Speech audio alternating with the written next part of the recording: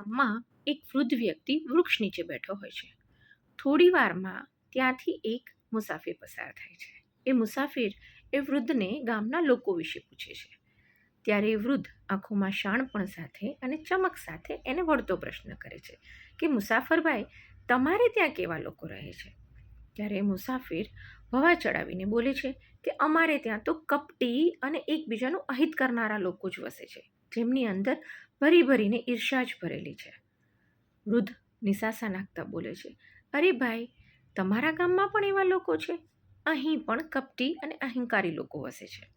આ સાંભળી અને મુસાફિર ત્યાંથી ચાલ્યો જાય છે. થોડા સમય પછી એક બીજો મુસાફિર ત્યાં આવે છે. તે વૃદ્ધને ફરી એ જ પ્રશ્ન પૂછે છે કે તમારા ગામમાં કઈ પ્રકારના વ્યક્તિઓ રહે છે? વૃદ્ધ એને એ જ પ્રશ્ન વળતો પૂછે છે.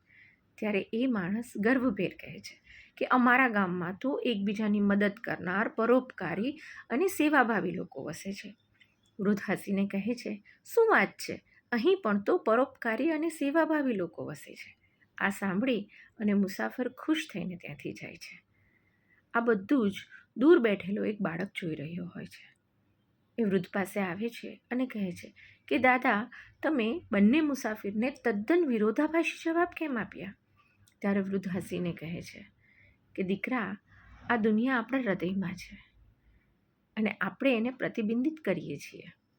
જો આપણી અંદર નકારાત્મક લાગણીઓ હશે તો આપણને આ દુનિયા ખોટી જ દેખાશે, અને જો આપણી અંદર સકારાત્મક દૃષ્ટિકોણ હશે તો આપણને આ દુનિયા સારી જ લાગશે. આપણી ક્રિયા અને અભિગમ એ બંને આપણને આપણી આસપાસની દુનિયાને સમજવા માટે મદદરૂપ થાય છે. આપણે જેવા હશું એવી જ આપણને આ દુનિયા દેખાશે.